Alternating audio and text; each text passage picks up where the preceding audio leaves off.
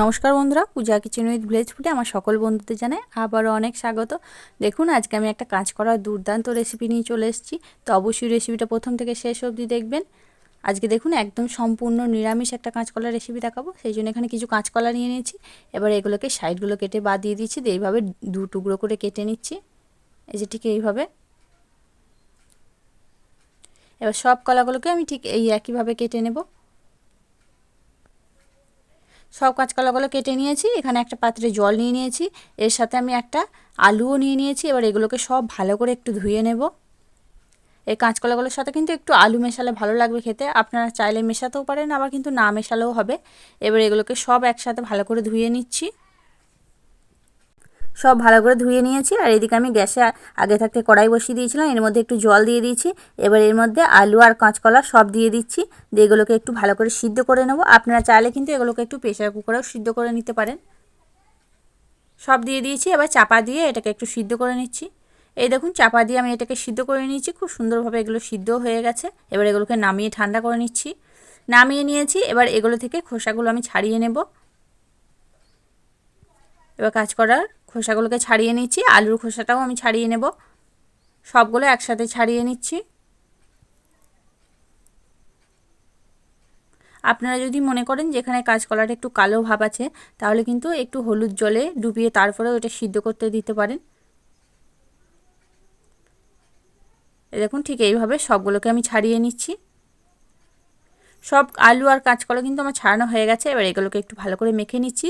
আর আপনারা যদি মনে করেন এখানে আলুটাকে একটু গ্রেট করে দেবেন, তাহলেও কিন্তু আলুটাকে একটু গ্রেট করে দিতে পারেন। একটু ভালো করে মেখে নেবেন, যেন এর মধ্যে কোনো দলা ভাব না থাকে, খুব যেন স্মুথভাবে মাখা হয়। ভালো করে প্রথমে এগুলোকে সব মেখে নিচ্ছি। খুব ভালো করে মেখে নিয়েছি। এবার দিয়ে দিচ্ছি একটা কাঁচা লঙ্কা কুচি, দিয়ে দিচ্ছি স্বাদ মতো লবণ, অল্প একটু হলুদের গুঁড়ো, এটা দিলে ভাজার সময় কালারটা খুব সুন্দর আসবে। অল্প একটু ঝাল লঙ্কার গুঁড়ো। তো আপনারা যদি ঝাল যেমন খাবেন এখানে সেরকম অনুযায়ী ঝালের পরিমাণটা কম বেশি করে নেবেন। বাইন্ডিংয়ের জন্য দিচ্ছি 1 চামচ বেসন। এবার সব কিছু একসাথে একটু মেখে নিচ্ছি। যদি বেসন লাগে সেক্ষেত্রে কিন্তু আমি আবার দেব। প্রথমে একটু মেখে দেখে নিচ্ছি। আর আজকে আমি কিন্তু নিরামিষ রেসিপি বানাবো। আপনারা যদি আমিষ খেতে চান এখানে কিন্তু একটু আদা রসুনের পেস্টও দিতে পারেন। আর যদি ধনেপাতা থাকে সেখানে একটু ধনেপাতা কুচিও ওখানে দিতে পারেন, তাহলে কিন্তু আরও দুর্দান্ত লাগবে খেতে। মেখে নিয়েছি। এটা কিন্তু এখনও একটু বেসন লাগবে, আর একটু আমি বেসন দিয়ে দিচ্ছি, দিয়ে আবার একটু ভালো করে মেখে নিচ্ছি। এবার বেসন দেওয়া হয়ে গেছে। এবার এটাকে খুব ভালো করে একটু মেখে নিচ্ছি। ভালো করে মেখে নিয়েছি। আর এদিকে হাতে একটু সর্ষের তেলও মেখে নিয়েছি। এবার এখান থেকে অল্প অল্প করে নেব, আর এটাকে একটু গোল করে প্রথমে গোল করে হাত দিয়ে পাকিয়ে নেব, তারপর একটু এইভাবে চ্যাপটা করে নিচ্ছি। এই যে ঠিক এইভাবে। এটা কিন্তু ভাজার পর এগুলো দেখতে খুব ভালো লাগবে। আপনারা চাইলে এমনি হাতে করে নিয়ে গোল গোল করে তেলের মধ্যে দিয়ে দিতে পারেন, তবে এইভাবে দিলে কিন্তু এটা দেখতে সুন্দর লাগবে। এই যে ঠিক এইভাবে সবগুলি করে নেব। সবগুলো করে নিয়েছি। এদিকে গ্যাসের মধ্যে আবারও কড়াই বসিয়ে দিয়েছি, দিয়ে দিচ্ছি সর্ষের তেল।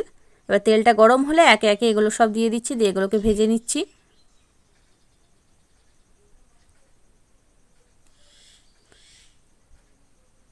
দিয়ে দিয়েছি, দিয়ে এবার এগুলোকে অল্প আঁচে ভালো করে ভেজে নেব। প্রথমে একটু দেওয়ার পরে কিন্তু নাড়াঘাটা করব না। এই দেখুন, আমার প্রায় 2 মিনিট হয়ে গেছে। এবার দেখুন এক পিঠ করে ভাজা হয়ে গেছে।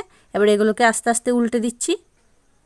আর এটা কিন্তু একদমই লো ফ্লেমে ভাজতে হবে, না হলে কিন্তু একদম ভেতরে কাঁচা থেকে যাবে, আর ওপরে এটা লালচে ভাব চলে আসবে, খেতে ভালো লাগবে না। আর অল্প আছে এটাকে সময় নিয়ে ভাজবেন, তাহলে কিন্তু ভেতর অবধি খুব সুন্দর একদম মুচমুচে খেতে লাগবে, খুবই ভালো লাগবে খেতে। এবার এগুলোকে সব আমি উল্টে নিচ্ছি, যেগুলোকে একটু ভালো করে লাল লাল করে ভেজে নিচ্ছি। আর বাকি যেগুলো আছে সেগুলোকেও কিন্তু আমি একইভাবে লাল লাল করে ভেজে নেব। বড়াগুলো সব ভাজা হয়ে গেছে। দেখুন, ভালো করে একটু লাল লাল করে মুচমুচো করে ভেজে নিয়েছি। এবার এগুলোকে সব তুলে নিচ্ছি। এবার কড়াইয়ে তেল আছে, ওই তেলের মধ্যেই আমি আলু কেটে রেখেছিলাম, ওই তেলের মধ্যে আলুগুলোকে দিয়ে দিচ্ছি। একটা মিডিয়াম সাইজের আলু একটু বড় বড় করে কেটে নিয়েছি, দিয়ে দিচ্ছি। এবার এর মধ্যে দিয়ে দিচ্ছি অল্প একটু লবণ আর একটু হলুদের গুঁড়ো, এগুলোকে একটু ভালো করে ভেজে নিচ্ছি। একটু লাল লাল করে ভেজে নেব। আর লবণটা হলুদটা দিয়ে ভাজলে আলুটা কিন্তু খুব তাড়াতাড়ি একটু নরম হয়ে যাবে। তো আজকের রেসিপিটা কিন্তু আমি আলু দিচ্ছি, আপনারা চাইলে কিন্তু আলু দিতেও পারেন, আবার আলুটাকে স্কিপও করে দিতে পারেন। এবার চাপা দিয়ে আলুটাকে আমি ভেজে নিয়েছি। এবার এগুলোকে সব তুলে নিচ্ছি, ভাজা হয়ে গেছে।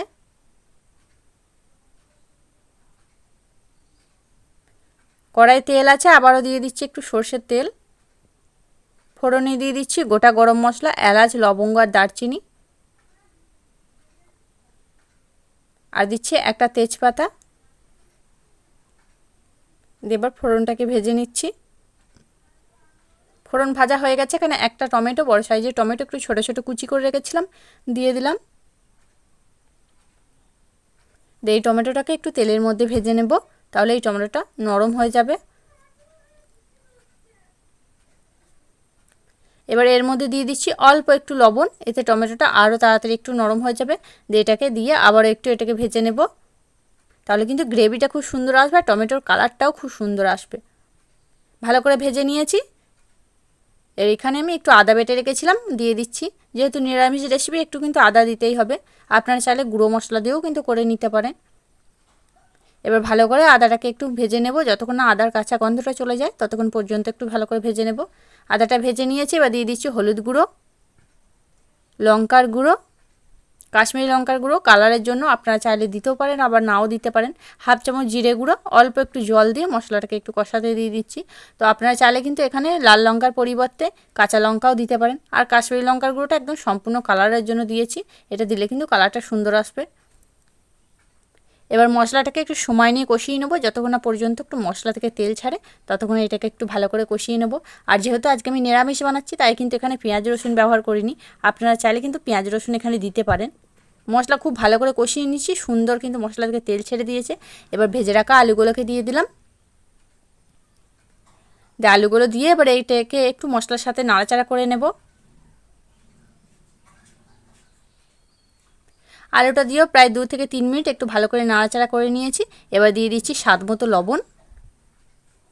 এবার লবণটা দিয়েও খুব ভালো করে এটাকে কষিয়ে নেব, যতক্ষণ না এই মশলাটা থেকে একটু আলু থেকে একটু তেল ছাড়ে ততক্ষণ আবার একটু ভালো করে কষিয়ে নেব। ভালো করে কষিয়ে নিয়েছি। এবার দিয়ে দিচ্ছি পরিমাণ মতো জল। আর এটা কিন্তু একটু জলটা বেশিই লাগবে, কারণ যেহেতু এই কাঁচকলার বড়াগুলো দেওয়ার পর জলটা অনেকটাই টেনে নেবে, তাই জলের পরিমাণটা কিন্তু একটু বুঝেই দেবেন। এবার এটাকে চাপা দিয়ে আমি একটু ফুটতে দেবো, যতক্ষণ না পর্যন্ত আলুটাকে একটু ভালো করে সিদ্ধ হয়। চাপা দিয়ে ফুটিয়ে নিয়েছি, আলুও কিন্তু খুব ভালোভাবে সিদ্ধও হয়ে গেছে।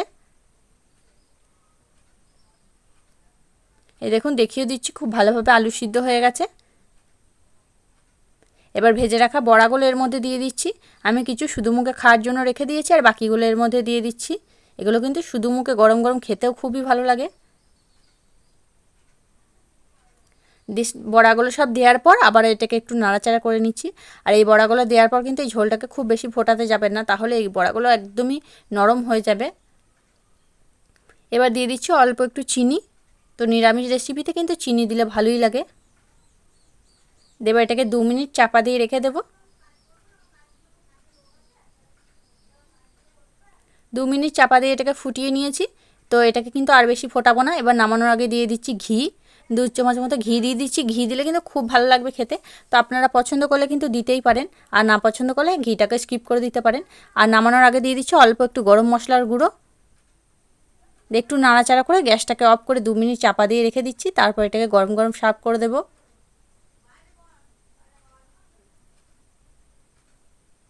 এই দেখুন বন্ধুরা, আমার কিন্তু কাঁচকলার কোপ্তা কারি একদম তৈরি হয়ে গেছে।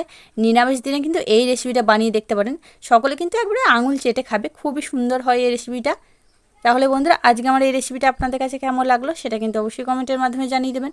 দেখে যদি একটু ভালো লেগে থাকে, আপনি যদি নতুন বন্ধু হয়ে থাকেন, একটা লাইক দিয়ে চ্যানেলটিকে সাবস্ক্রাইব করে আমার সাথেই থাকার অনুরোধ রইল। পরবর্তী ভিডিও নোটিফিকেশনগুলো যাতে সহজেই পেতে পারেন তার জন্য পাশে থাকা বেল আইকনটি বাজিয়ে অল অপশনটি অন করে দেবেন। তাহলে আজকের মতো এখানে আবারও ফিরে আসছি অন্য কোনো দিন অন্য একটা রেসিপি নিয়ে। ততক্ষণ আপনারা ভালো থাকবেন, সুস্থ থাকবেন। ধন্যবাদ।